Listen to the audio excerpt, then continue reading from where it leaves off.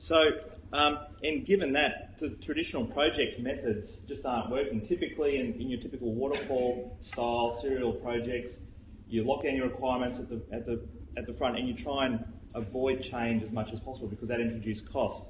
You want to tighten controls on what's happening and that actually fights against agility, speed and innovation in your development. And when worst comes to worst and you're not getting what you want, you fall back to the contract and start having some sort of legal negotiation discussion around what does the contract say, we're just going to do that. Ultimately ending up in a situation where you don't actually end up with what you want in the first place, because things have changed as the project's progressed.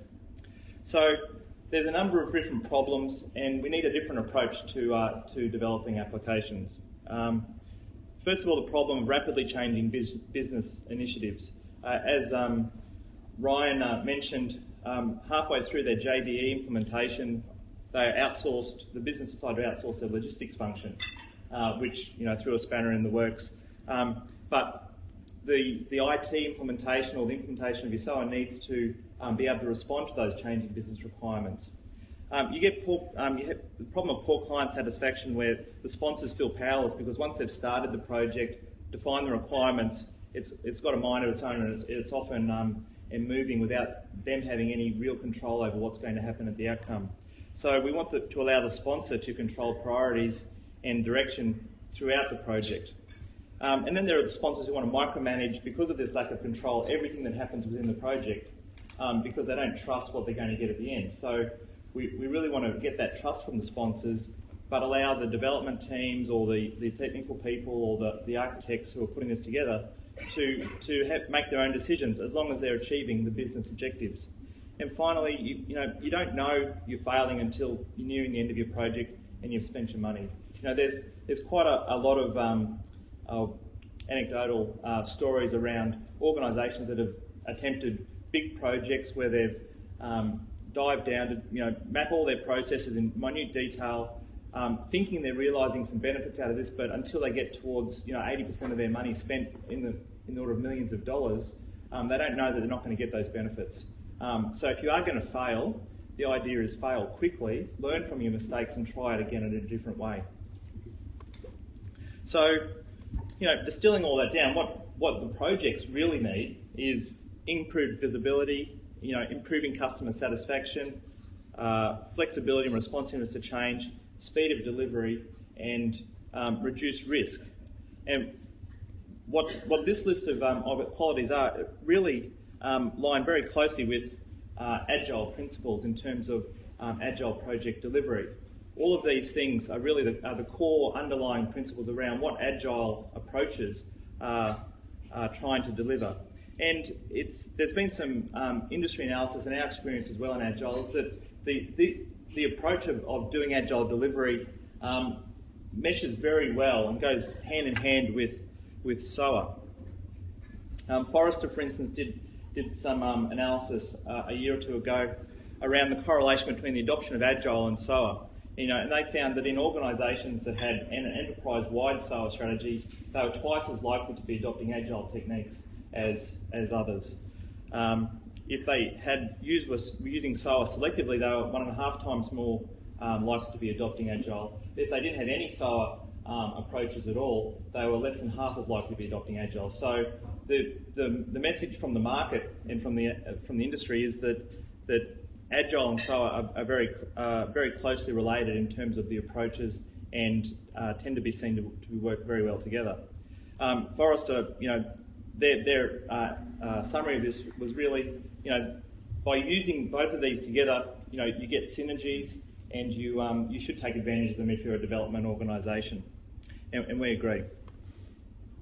So just to bring this back to, I guess the discussion we've had, or Ryan's given us and Franco's spoken about this morning with Australian Vintage, their challenge was they've got this complex business operating in a complex environment, and they wanted to look at what value streams are operating in their business that deliver value to their customers and revenue and profit to their organisation. So the challenge around order processing was a critical one, and this is a similar diagram which you've seen before, but what they're really trying to do is solve these business problems, benchmarking their clients, profiling them, improving their customer service, and integrating their processes through SOA to enable them to do that and respond to the changes very quickly. Ryan spent a lot of time and Franco about talking about their BAM projects as well. And what this is really about was giving business visibility of the operations of the business, the underlying process, and the goings-on machinations within the architecture of the business itself. And this has been very successful in generating momentum within the organisation, enthusiasm for what SOA can deliver and what this data can deliver, and also identifying, like Ryan said, where are the parts that we can improve? What's the next target for improving our automation or our integration within our infrastructure by having to expose this data to the business and having them on the phone saying, why is this red? It shouldn't be because I've just been down looking at that on the floor and it's okay. So business visibility is very key, and these small projects are the incremental steps along the road to SOA which provides the funding, the impetus and the organisational motivation to deliver it. So just recapping on lessons that we've been able to learn from the Australian vintage experience is really the key message here is understanding your business, taking an incremental approach to the delivery, starting with the high value, high priority projects to gain that business credibility and support, and then adapt as the business requirements change. And I guess just summarising it, a quote from a well-known SOA expert, SOA is not a project, it's a business strategy, and it's certainly not something that IT can do a lot in isolation. And the approach that you take to SOA will have a big impact on the resulting business value that you can achieve. We've got a little depiction here that the higher you're up the chain in terms of business engagement, if you're working with the business around the architecture of how they make money, what they care about, the more business agility you're going to get out of your endeavours. You'll be able to design your systems that match the way that the business people think about the business, and then modify them in those similar kinds of ways. And the three-step plan, engage with the business, as we've all been saying.